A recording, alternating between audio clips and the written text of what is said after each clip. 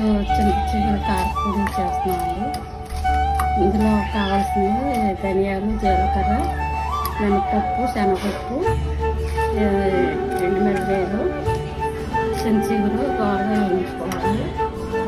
4 రబ్బలు వేసుకోవాలి. కొంచెం సాల్ట్ వేసుకుని గ్రైండ్ చేసుకోవాలండి. తర్వాత బౌల్లోకి తీసుకుని